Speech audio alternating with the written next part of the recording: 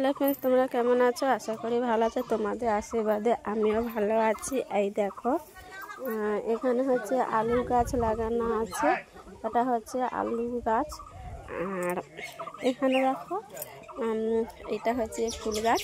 কেননা আমি একটু বাপের বাড়ি এসেছি, বাড়িতে যাব বলে হঠাৎ করে যেতে পারিনি। খুব বর্ষা হয়েছিল, আর হঠাৎ করে বর্ষা হয়েছে। আর এখানে একটা গঙ্গা পূজা হচ্ছিল, আর সেখানটায় তো খুব বর্ষাও হয়েছে।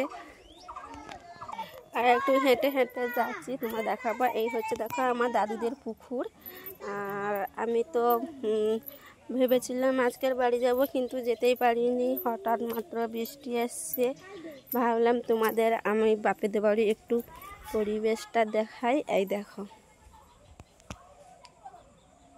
আর এখানে না খুব ভিডিও করলেও খুব দারুণও লাগবে। দেখো, খুব সুন্দর জায়গাটা। দেখো প্রকৃতি, আর এইগুলো দেখা যাচ্ছে। দেখো, আর এই যে লম্বা লম্বা, এগুলো একটা কুলপো শাক।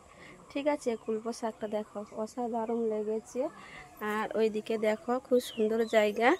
আর এইটা হচ্ছে, এই ঘরটা হচ্ছে আমার মাসিদের বাড়ি। মাসিরা এখন নেই, মাসি তার মেয়ে বাড়ি গেছে, তার জন্য। আর এইটা দেখো, আর এইটা হচ্ছে কি গাছ বলো তো?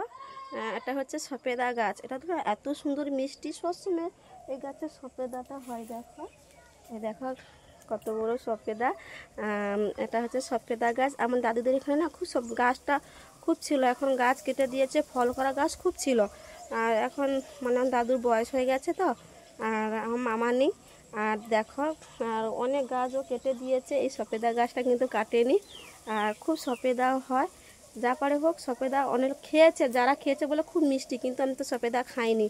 কিন্তু সপেদা খেলে সব থেকে শরীর পক্ষে ভালো, কিন্তু আমি সপেদাই পছন্দ করিনি। ঠিক আছে, এই দেখো।